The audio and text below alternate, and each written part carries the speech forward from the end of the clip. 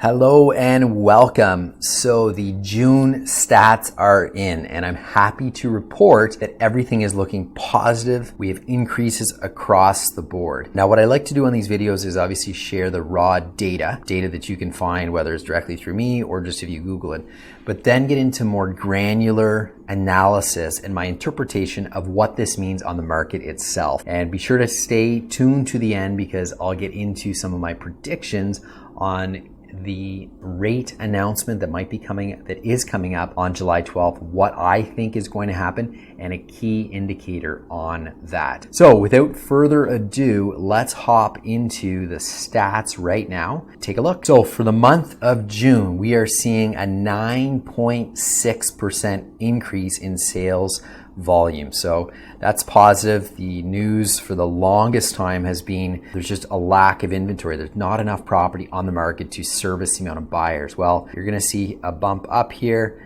That is because in June of 2023, there were 1,658 units that sold. This time a year ago, there were only approximately 1,500. So that's a 9.6% increase in sales volume, which is positive for definitely the buyers, but also for the sellers, a more balanced market out there. Because most people in the market, they're selling, but they're probably buying as well. So it's great if you're in a hot seller's market, but what happens if you have nothing to buy? So a more balanced market is where hopefully we are trending. One thing that our president noted, and we don't have the access to the data from a week by week basis, but he is indicating in here that I'll let you read through it. Although June's transactions surpassed last year's number in terms of units sold, average prices, new listings, it did decline week over week.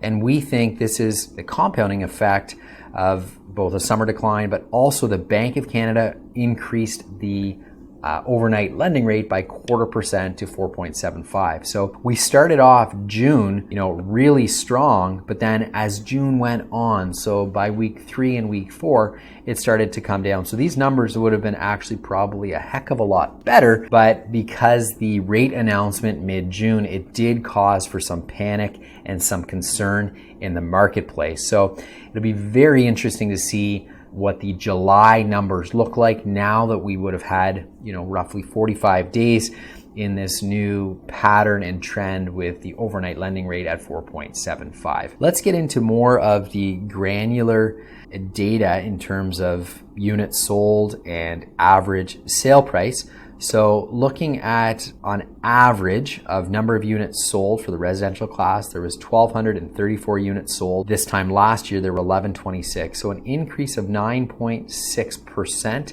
of units sold. When we look at the average sale price, so the average sale price right now in Ottawa for residential property is $746,000. This is a 3.5% decline, so decrease from the year previously, which is not really too much of a surprise. This time last year, we were coming out of that crazy COVID frenzy that we were all a part of. When we look at the classes and the actual units sold, we are seeing number of units sold is down when we look at the classes specifically, and average sale price is down when we break out the type of property, so whether that's story and a half, 2-story, 3-story bungalow, etc., etc. I did want to highlight our days on market because that's really important data point that I always am curious on. That is the length of time a property takes to sell from coming on the market to officially going under contract in a firm sale, not conditional sale, but firm sale. So the average days on market for the month of June was a total of 23 days. This time last year, the average was 15. There's an increase of 55%, but that's normal. Like 23 days, roughly 21, 23 days, 3 weeks on the market is enough time that I've seen historically over, the 21 years of being in the business. Typically, seasonally in this market is the amount of time we should be, on the market, penetrating the active market to see where those buyers are going to come out. So 23 days on the market is the average for the month of June. When we look further at the actual classes, so if you'll think back on maybe some of the previous videos, I was highlighting how much of an increase there was in the price points of between that 4 and 600,000. So there still is an increase, 39% between 5 and 600,000.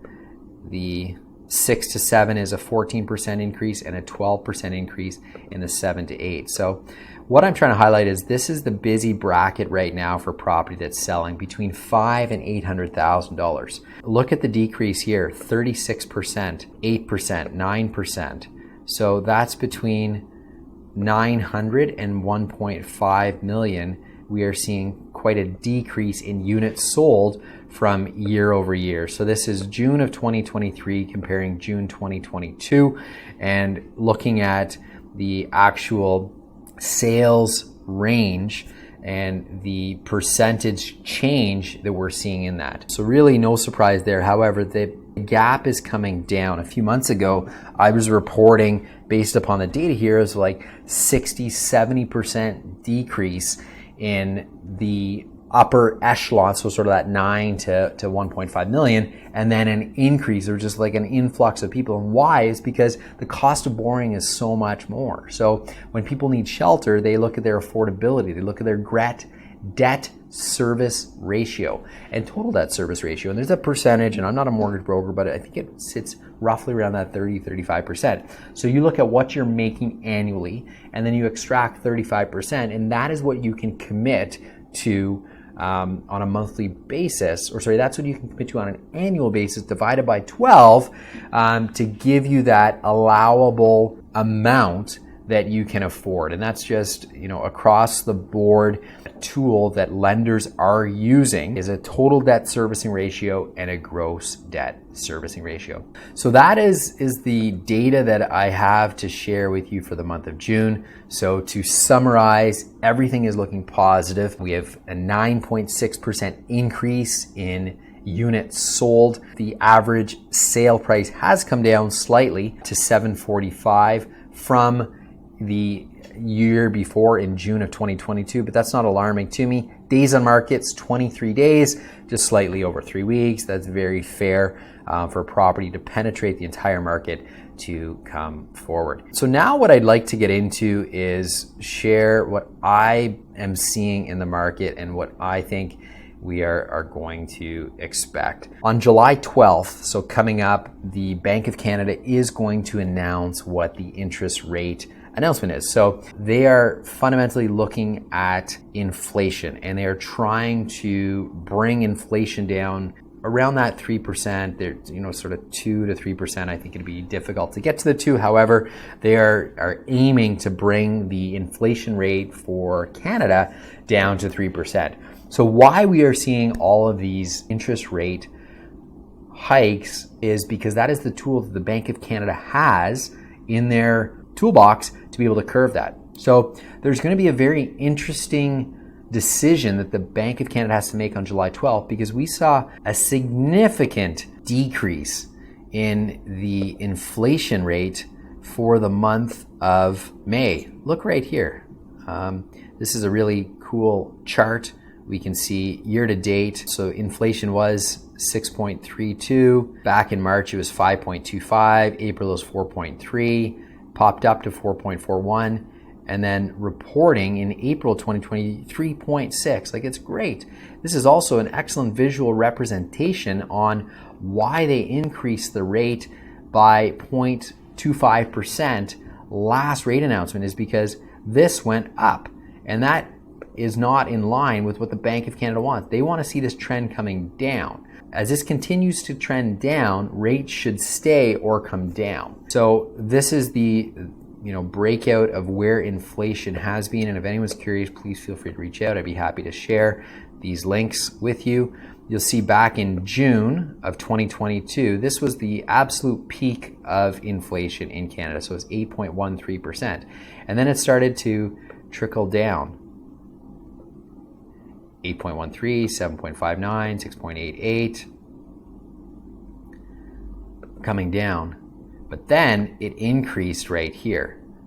And that's what triggered the Bank of Canada increase by a quarter. So the question is, we just dropped from 4.41 to 3.36. Now the Bank of Canada has this data as of last few weeks, what are they going to share on July 12th? And this is the Bank of Canada site here. This is the target overnight lending rate is 4.75. You'll see here in April is 4.5. So they held from January all the way through until June. Why? Because inflation was coming down. Why did they go up the quarter? Because inflation started to peak up. So naturally, one would think that with the inflation rate coming down, Bank of Canada should, on July 12th, hold the rate. However, there are a lot of economists out there speculating that they will increase the rate again by quarter point. What is my take on this? I'm not an economic or an economy specialist. Yes, I do have an economics degree. I can hold my own in some macro and micro conversations.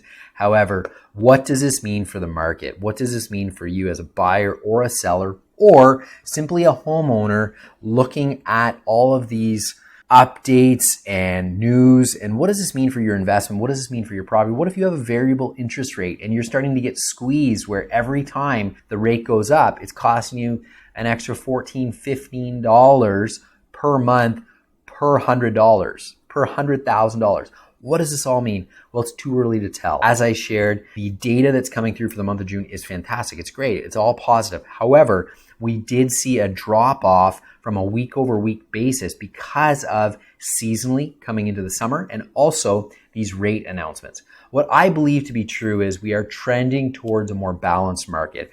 I am happy to review the data and see that we are getting more inventory that's coming on the market. With a lack of inventory, that creates an inflated market and more pressure on price. And this frenzy of overpaying for property leading to concern, possibly buyer remorse, buying property without inspections or proper due diligence. It's not a healthy time when it's in a hot, heavy seller's market like it has been for the last 2-3 years. So what I predict to be true is as we lead into the summer, inflation is going to continue to start coming down. Rates will level or they will start to come down. This will give more consumer confidence to the active buyers in the market and to the sellers that are looking at coming to market and then actively selling. So all that to be said, please reach out directly to me if you have any questions specifically for your neighborhood. I have shared in these videos that Ottawa is made up of micro neighborhoods, and there's a big difference between, say, Bell's Corners and the Glebe, or Prescott and Rockland, or Dunrobin and Canada. So please reach out. I would be more than happy to dive in specifically to your particular micro neighborhood and provide you the analysis you need to make the most informed decision. Have a wonderful summer, and I look forward to reporting back to you in early August for the month of July data.